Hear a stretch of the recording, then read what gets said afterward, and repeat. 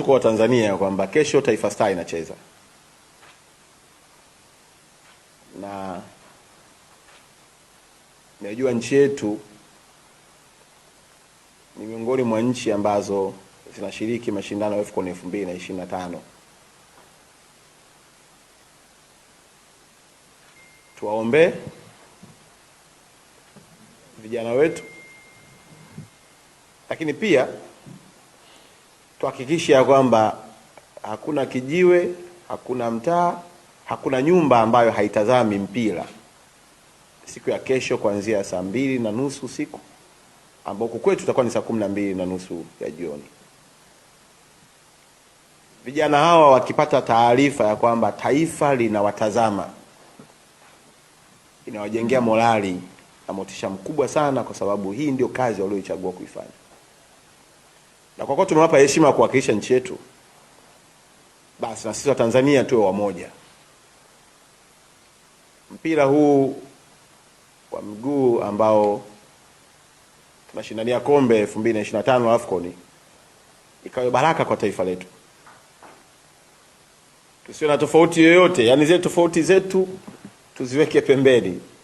Kuna tofauti najua za Simba na Yanga, kuna tofauti za Azam, Pamba.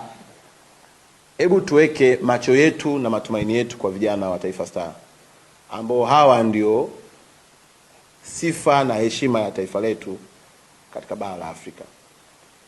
Nimesema niwaombe kwa sababu najua mataifa mengine yanavyofanya, na hata jana tumeshuhudia jinsi ambavyo hata nchi ya Morocco ilivyotoa sapoti kwa vijana wao. Lakini zaidi ya yote, kwa niaba ya waziri wetu, tungetamani kama una message yoyote ya kuatia moyo vijana, una namna yoyote ya kuwapa faraja vijana, basi wasiana na waziri wetu Profesa Kabudi ili ujumbe huo ufike. Nakumbuka tushawahi kufanya na tuona morali ya Watanzania wakiunga mkono timu yao ya taifa. Na kwa wale ambao mtapata nafasi ya kuja, naomba kualika, njooni tuwaunge mkono. Njooni tuunge mkono Taifa Stars. Na uzuri kwamba tunao timu iliyotangulia.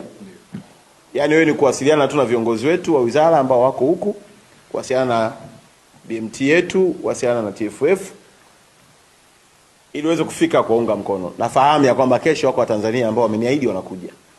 Na wengine tayari wameingia jana na wengine wanaingia leo.